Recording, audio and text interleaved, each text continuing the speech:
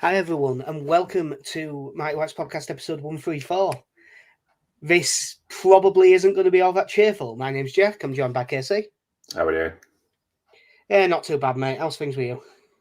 I'm full of cold, and we're playing Chelsea, so there's not a lot of optimism at the moment. No. We can flash back to a wonderful, wonderful time a few days ago where we had nearly a fully fit squad and still didn't win. 2-2 draw with And that Brentford. only lasted about 15 minutes into the game. Yeah. 2-2 draw with Brentford. First things first. Point gained or two lost?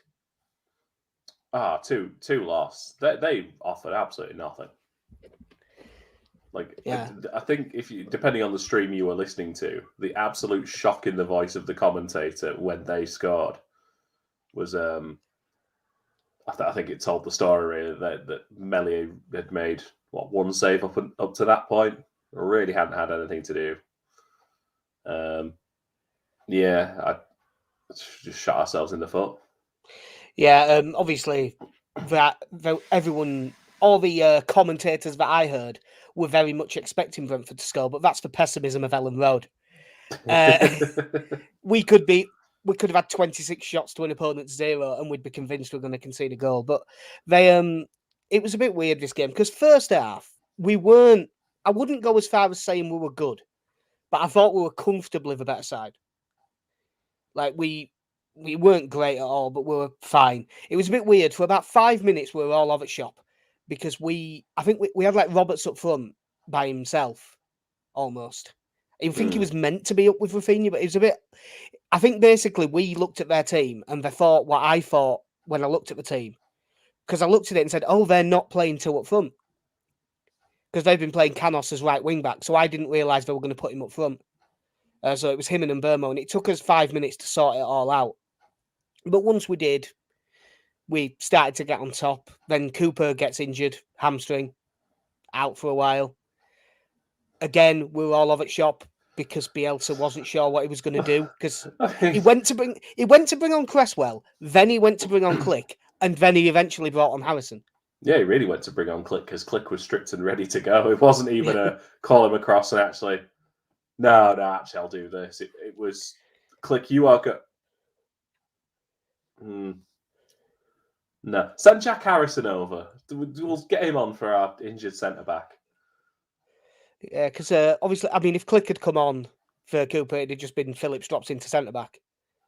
You'd have thought, but instead, Harrison comes on, plays on the left. Firpo goes inside to left centre back, where he was okay. That was about it. But even though we were only okay, we got on top in the game without creating a great deal. And then Rafinha, one moment of quality, really good cross and a good run. It was a well-timed run from Roberts actually to get him behind, and he finished it quite well. Yeah, it was a really nice. It was the perfect ball for it because we were coming up against a very big defense. You know, obviously we know about Janssen, but the rest of their defense is fairly similarly built. And as became the frustration as the game went on, we seemed to have a habit of putting high crosses in for them to comfortably deal with. And that, whereas Rafinha's ball was curled, I think it was just behind Janssen, who was kind of the furthest defender forward, and then behind the other two central defenders. And Roberts just slides in with a nice finish. But, it was the one bit of play that actually made a bit of sense in that area to try and get him behind, because we weren't. Otherwise, we were just lumping long balls into the box or whipping crosses in, and they were being dealt with fairly easily. I think one of the issues was against obviously the size factor is a big thing, and that's not even their biggest defence because Christopher Ayer is massive and he was missing. But Charlie Good's pretty big and Ethan Pinnock's huge. One of our problems, and we play him most of the time. I know Harrison came on to play wing back, but because our wingers are always inverted, they're always hitting in-swinging crosses when they chop back, and it's much more difficult to put in a low cross when it's an in-swinging cross. Yeah, like I mean, that was the whole thing with Rafinha being over on that side, that he's got that ball that he could, and it's, to steal the cricketing term, he put it in the corridor of uncertainty. Mm. Right on the edge of the 6-yard box.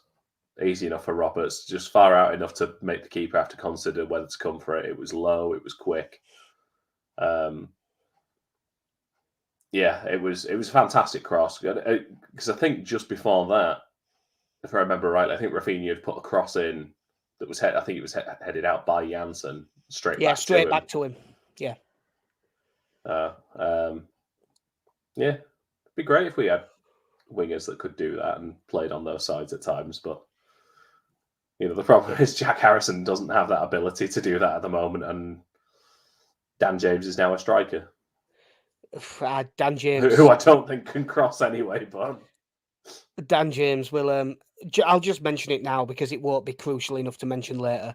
That cross he put in like the 90th minute, where he got in like the right channel and just had to drill it low and hard across and put it 20 yards over everyone's head. You know that noise in Ellen Road, the not anger, just disappointment noise. It was what that all over. For? The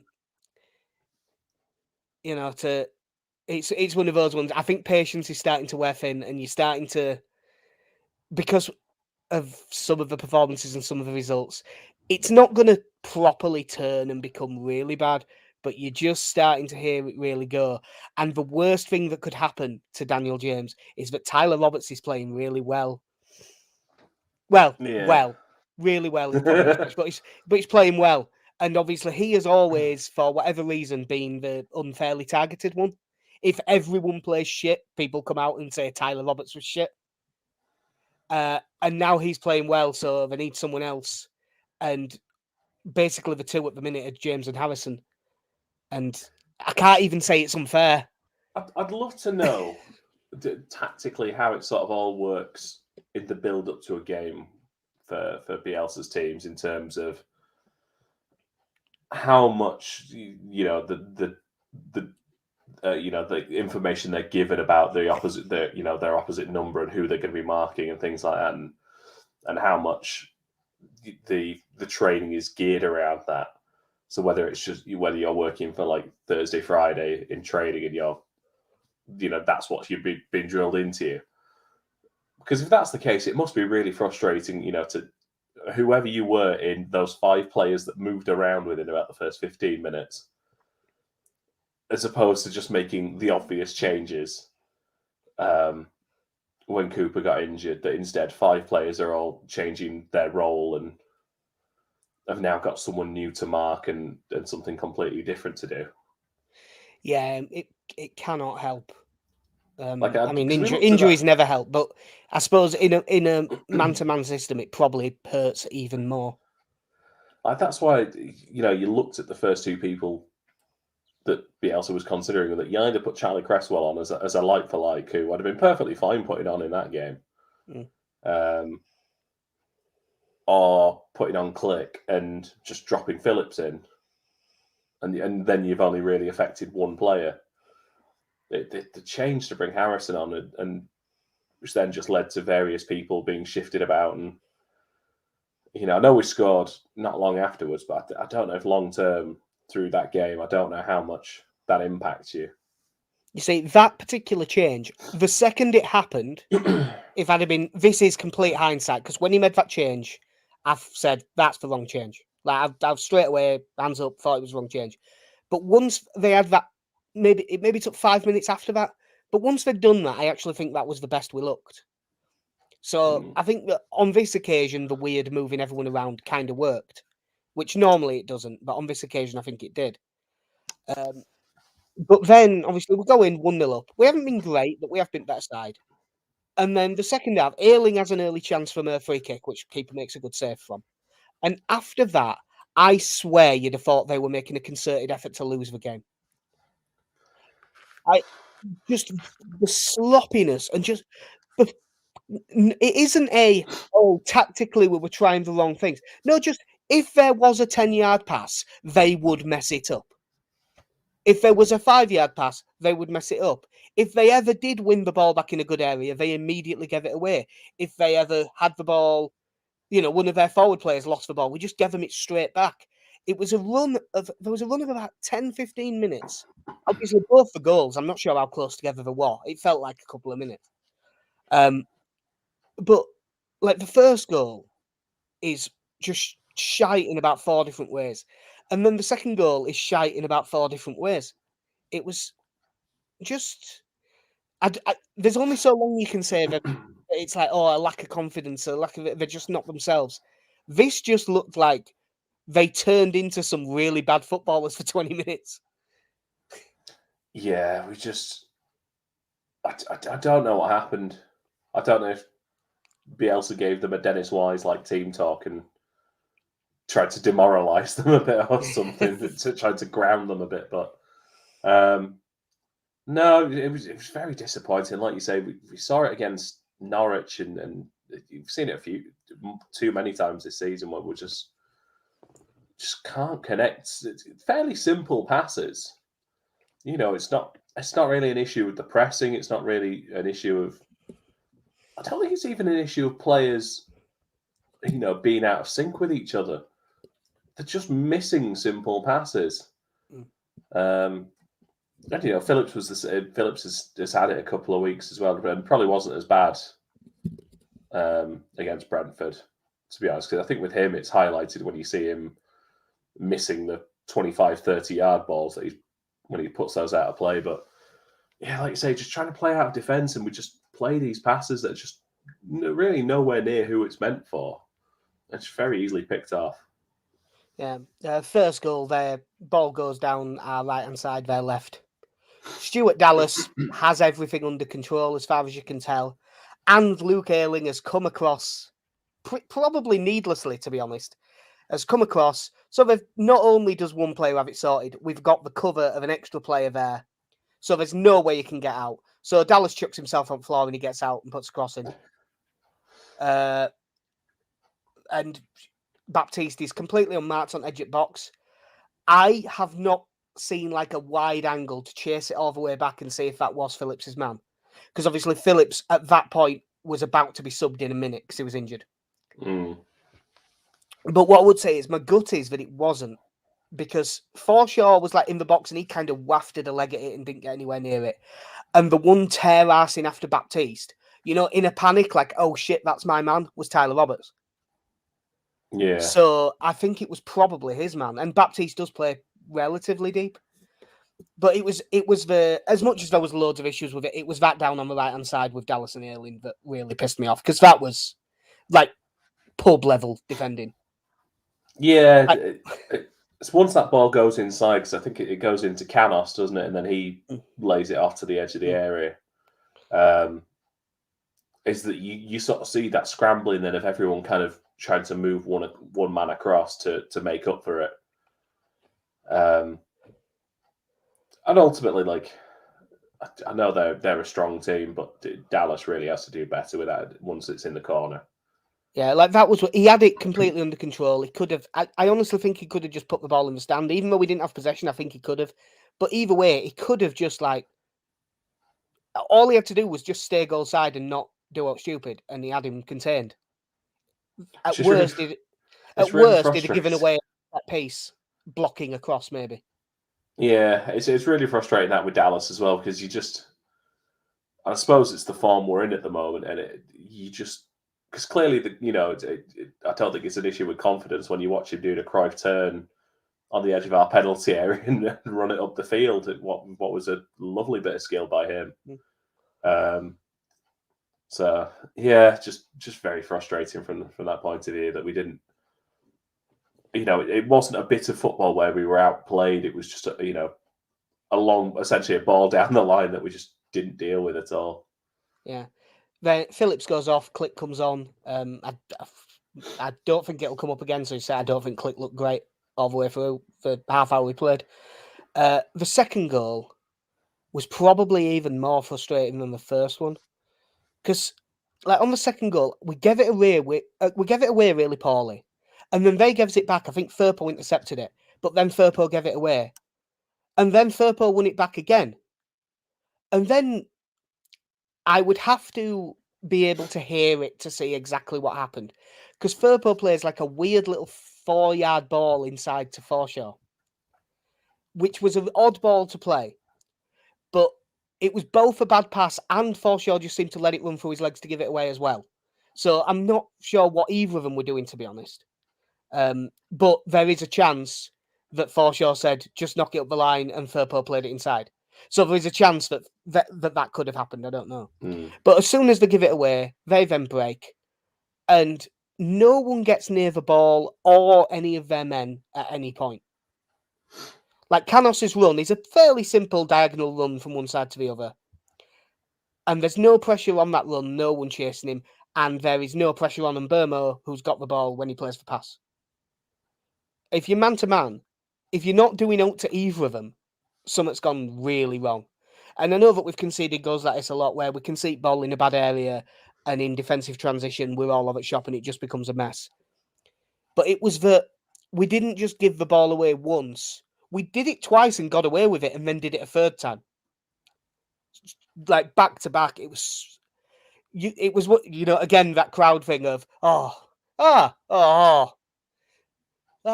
it again. And no, I mean, it's a good finish. It's a good finish from Canos. Like, there's no Melier could do about it. But no, and in the space, I don't know how long was between the goals, but in the space of a couple of minutes, they had endeavoured to throw away a game that shouldn't have been that difficult. This isn't early season Brentford, who had loads of confidence and were playing pretty well. Brentford didn't do anything. We just handed it to them. Yeah, I thought in this, and I know he's probably the third or fourth in line for responsibility for this, but I thought Llorente probably should have done a better job tracking Canos' run, because he seems to come from in front of him and just diagonally run behind him. Now, whether it's just a case that he doesn't catch him because he's focused on the ball or not, but it does seem like he comes across at an angle where Llorente should have been able to see him. But like you say, it's the fact that we're not marking the man, we're not closing down the ball. It's just very sloppy, isn't it? Really, there's, as harsh as it sounds, you can't really describe it any other way. If that's what the system is meant to be, and you're not doing either, the system has at that point failed. Yeah, it was a very, very poor goal to give away, that one. The first one was as well, but there was something about this one that just really narked me. And the thing is, obviously, there was still plenty of time for us to get back into it. And we brought on Bamford, who, to be honest, couldn't get in the game that much. And basically, until the 95th minute when we scored, we didn't look like scoring. No, because every time we tried to go forward, Dan James was offside. Yeah, oh God, he was offside a lot. From in the ground, it felt like a couple of them were a bit harsh on him. But, like, it was so... And a lot of them, it wasn't even mistiming runs, it was coming back. Which is always more annoying, because even though I don't think he is lazy, but when your brain goes to that, especially in the ground, if the ball goes forward and the forward has not got back goal side, you immediately think that's lazy, that.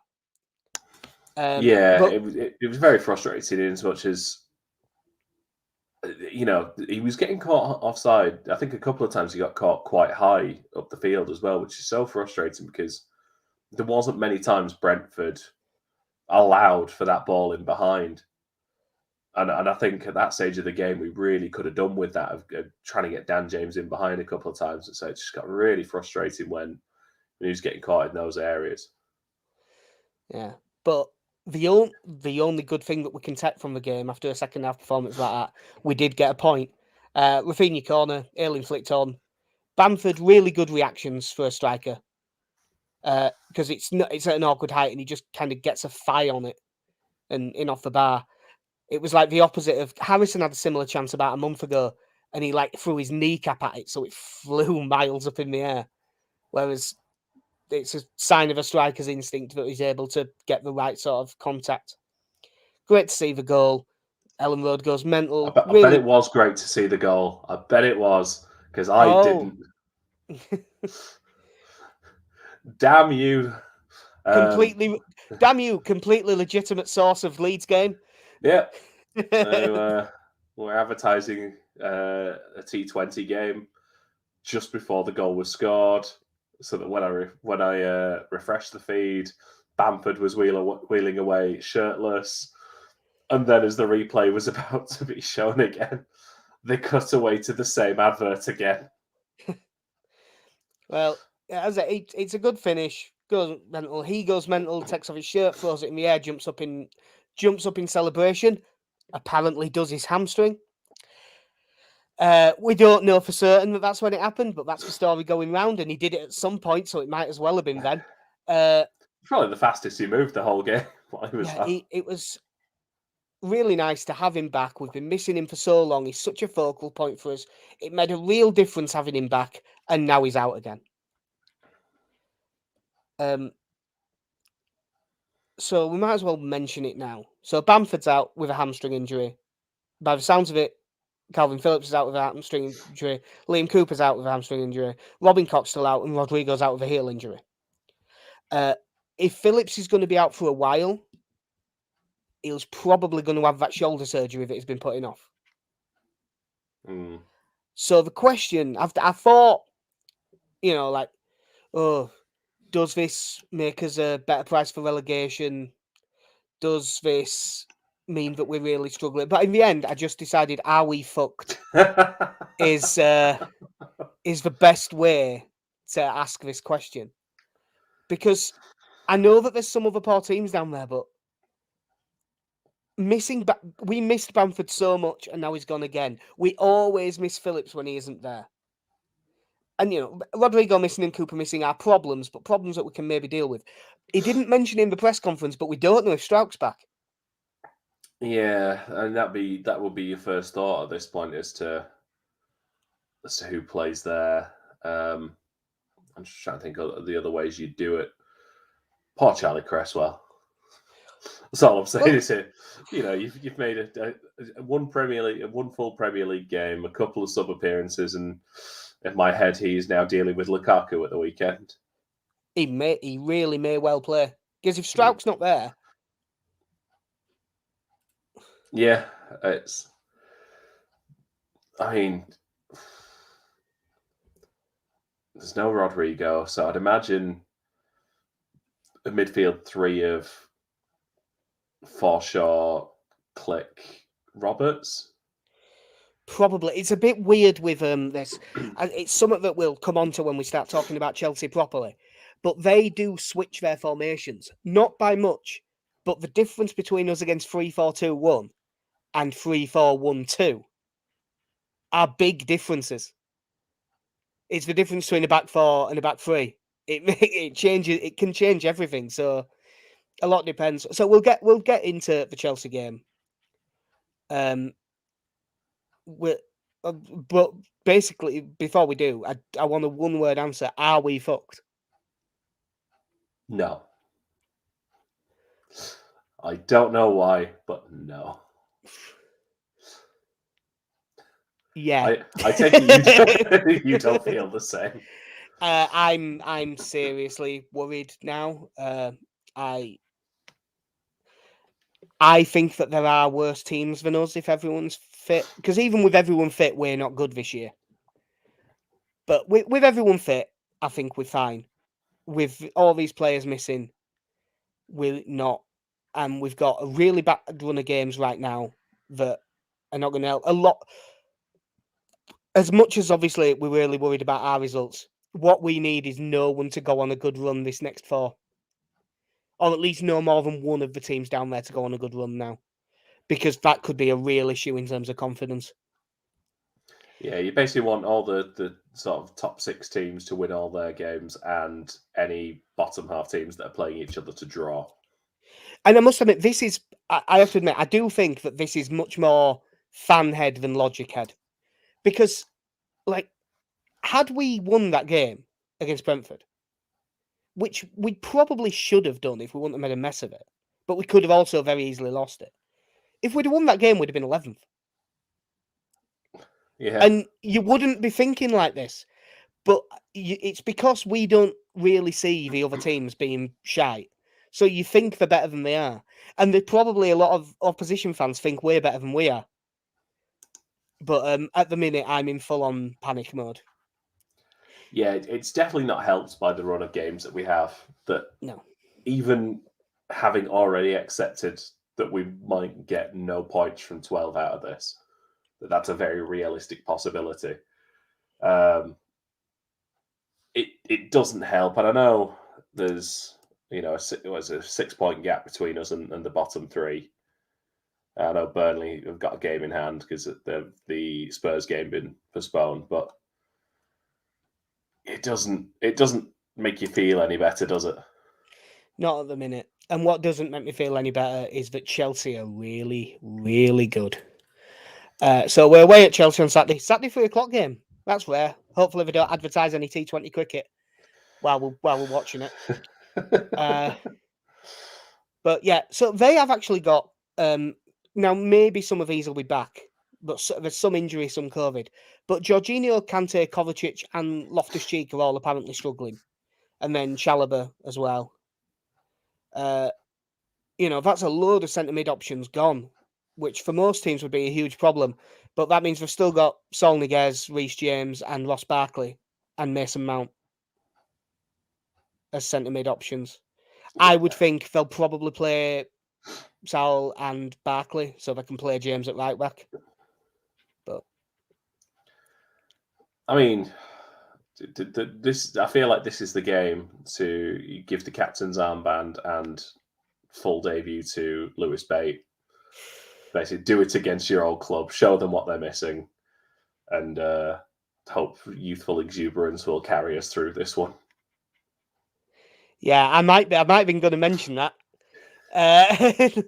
Lewis Bate does need to be. I don't think he'd start this, even though I would be genuinely tempted. Like I really would.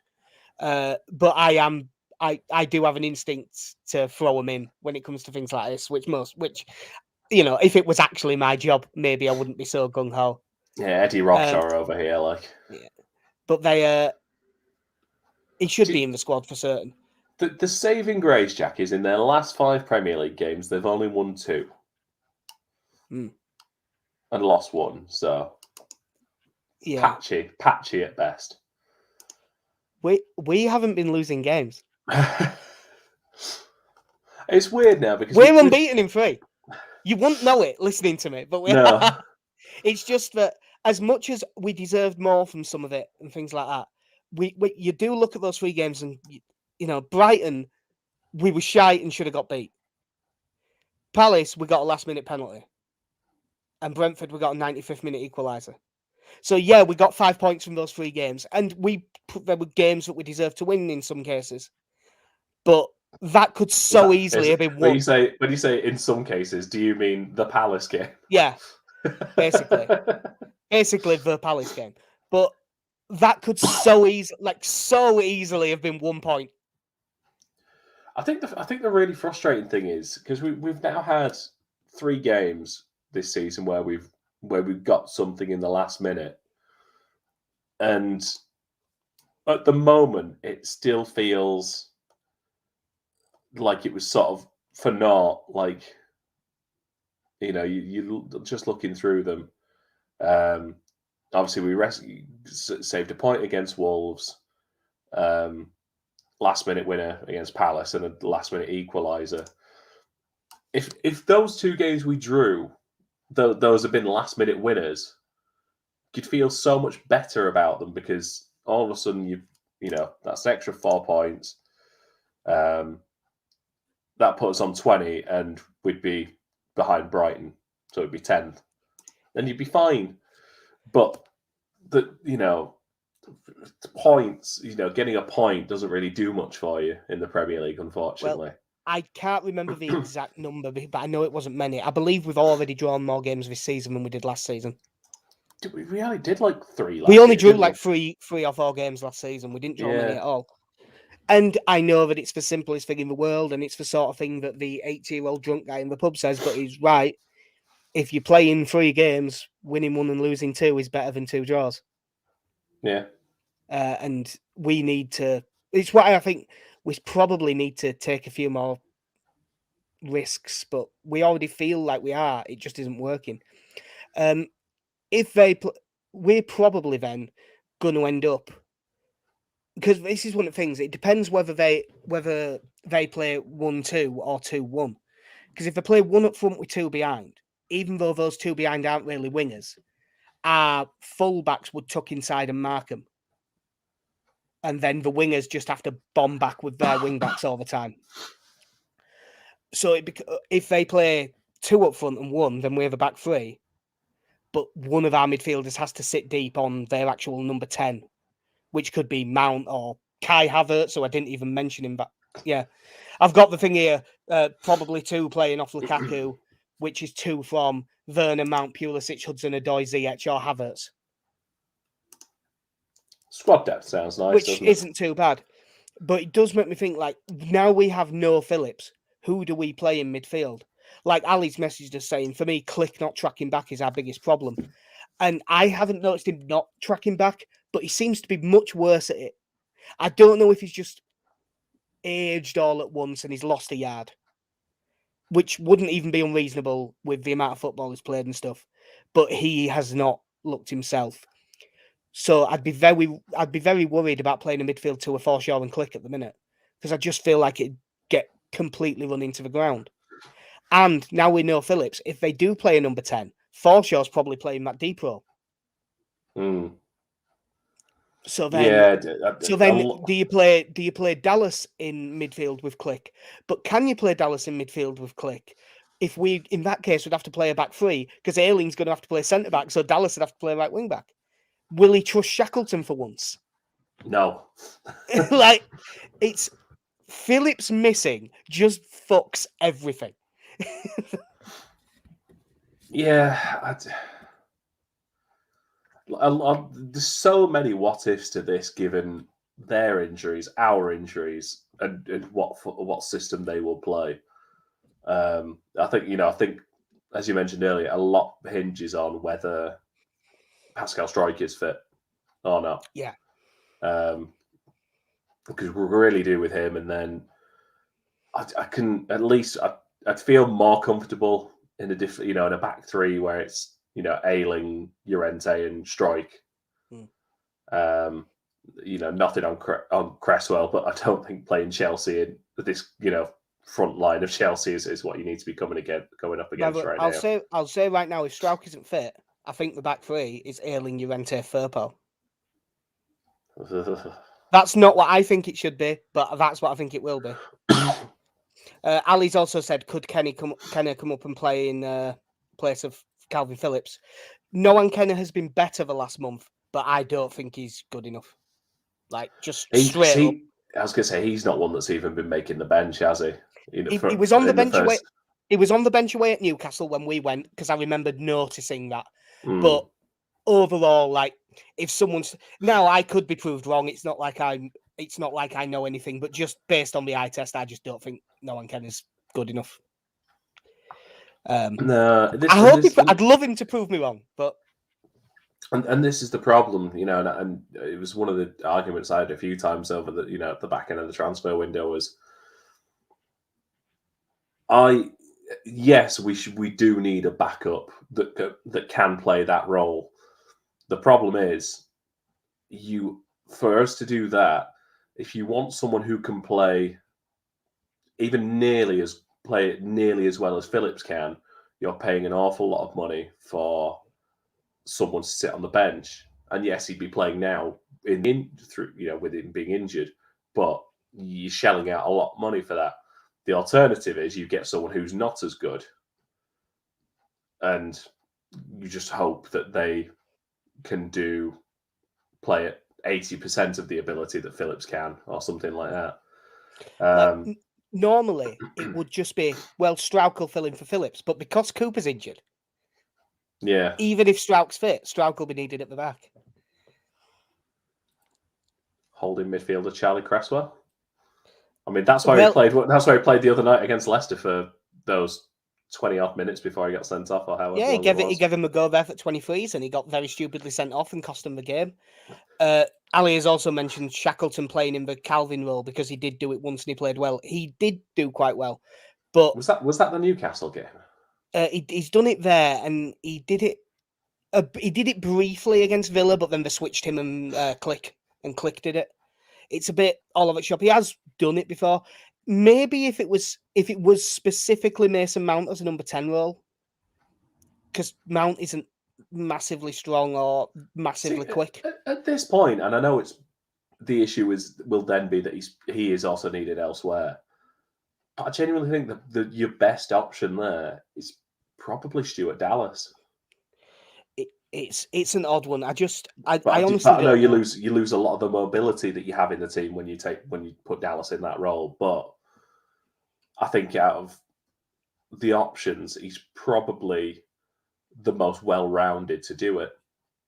Yeah, I do find myself thinking, right, if we end up having to play an out-and-out, it's like someone in there, like it's the reason that my brain this is the little fuck it throw baiting part of my brain, because I don't really think any of it's going to work. So you might as well give someone some minutes. So you might as well give him the go. Like if we can, like as I think he'll have to play Shackleton as a right back / right wing back, depending on what they play. Because if there's no Strauch, then Ayling's going to have to play centre back. And then, so long as Dallas is one of midfielders, you can switch it to whatever you need to. It's more interesting talking about Chelsea's front end versus our defence and midfield, because like their back three will probably be like Christensen, Thiago Silva, Rudiger. Maybe Aspilicueta will play instead of Christensen. Maybe Malang Sarr will play. Sounds like Chalobah's injured, but all of their options at back three are good. I know Mendy made a massive bollocks against West Ham last weekend, but he is a really good keeper. Reece James, probably on current form, the best right wing back. Him and Trent are the two. He was that. I don't know if he still is, but he was their top scorer. And he's carrying my fantasy team to a mid-table finish. He's having an absolute belter of a season. I can't wait for England's next game for him to be third understudy to Kyle Walker. Yeah, it's weird. Reece James is another one of them where you didn't have to have an eye for talent. You watched him when he first played at Wigan and just went, "Oh, him." Yeah, he's really good. Because I think with Wigan using him at centre mid at times, and yeah, they very quickly moved him from right back into middle of midfield because they very quickly realised, oh, you're our best player by a mile. You're wasted out there. Let's put him somewhere near Josh Windass, shall we? And just hope that they can do something. But and obviously Marcus Alonso is really good. And this is one of the things that if they do, that's why if they play two up top, the two will be Werner and Lukaku, which is terrifying. And two, if they play that system, there's no way for, like, if they do play that system, it's wing back on wing back. And if you're looking at, like, maybe if Strout plays, maybe like Firpo versus Reece James, you don't see that going well. If Firpo tucks inside and it's Jack Harrison versus Reece James, don't see how that goes well.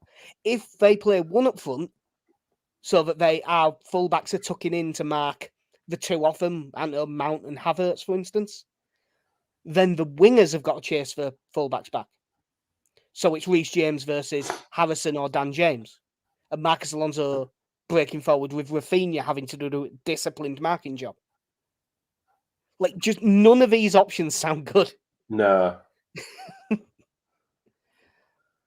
Oh, God. Yeah.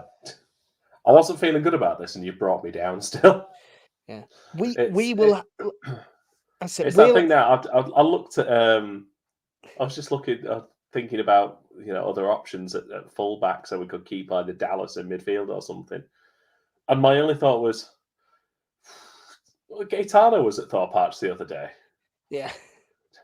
Can he do a job? I really do just not know what. I just think that we just need to have. It's why I keep thinking, can we just not complicate it? Can we just play people in their positions? We'll probably get beat anyway. Like, they always play three at the back, so we are going to have two up top. And I don't think for a second it'll happen. But can we just play like Robertson Gelhardt? The one thing I think you'd get from that is you'd get a bit of industry out of them at least. I think the press all right. It's the one thing I do like about Tyler Roberts is he wants the ball. I know he tends to drop a little bit deeper than Bamford does at times to try and get into the game a bit more, but without maybe the ability to do it.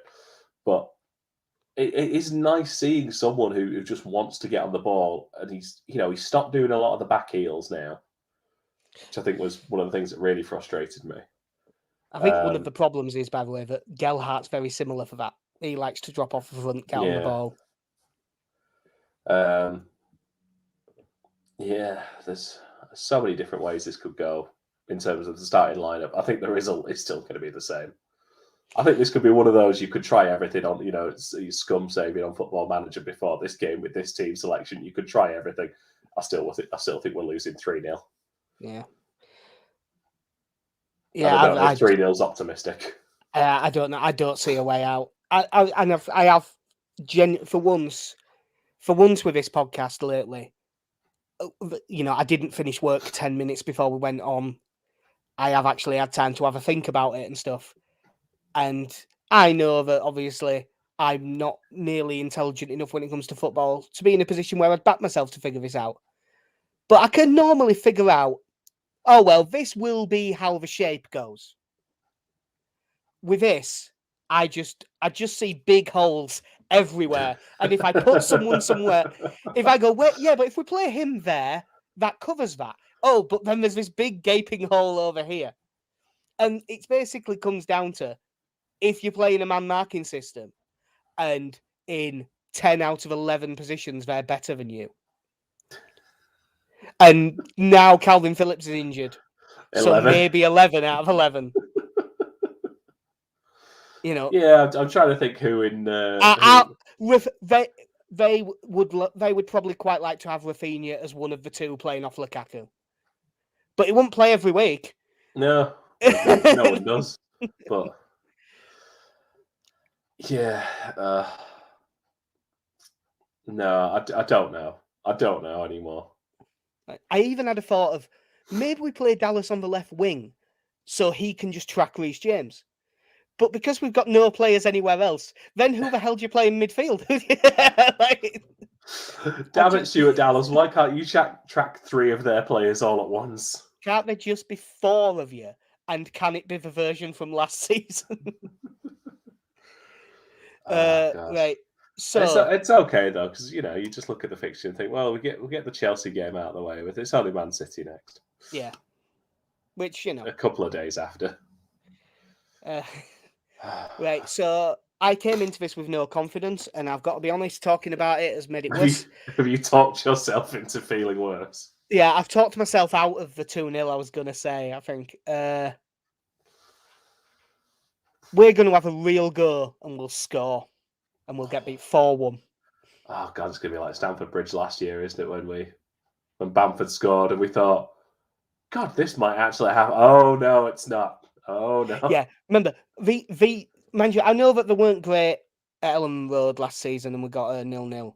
But like the Lampard version of these battered us into the ground, and this version's miles better, and we're miles worse. Yeah. Oh God. What did you go with then? 4-1. 4-1. I'm going to stick with my 3-0 defeat. Fair enough. They might take mercy on us. Yeah, I'd love to be more optimistic. Not like England's ladies, the England women's team with Latvia. 20-0. That's insanity. At what point do you stop a game? Yeah, that's one of them where it's one of the only times of that mercy rule that they have in America. You're like, maybe. I think around 7 or 8-0, they should have said to Tommy, you can put another one on. Go on. Put another centre back in. Craig Forrest is spinning in his grave at you saying that. And yeah, I know he's not. Well, at least I think he's not dead. I haven't had cause to look it up. I would assume he isn't. I feel like I'd know if he was. But no, Canadian soccer player. So once this all goes wrong, on a Saturday. We'll probably try and be back Sunday or Monday to preview a much easier game away at Manchester City. Craig Forrest was the 2000 Gold Cup MVP. Huh. The more you know. Well, at least on the subject of goalkeepers, at least Mellier's good. Yeah, what is he now? The youngest goalkeeper to make 50 Premier League appearances as well. That was it's a nice little bit. Yeah, Just trying to find any positives to finish on. Yeah, anything. Gaetano was here. Yeah, Jermaine Beckford's birthday. Go on Tommy LUFC's Twitter and look at the gifts he's made with made none. He's made various gifts of that are quite fun. So yeah, I believe the conclusion is, barring a miracle, we're screwed. We're fucked. We're absolutely fucked. Well, on that cheery note, I think we'll end. So I've been Merry Jack, fucking Christmas and a fucking happy fucking New Year. Oh God. See, did you just? We're not even in the same room, and I can feel your negativity. So yeah, that'll do us. I've been Jack. See ya. I've been Casey.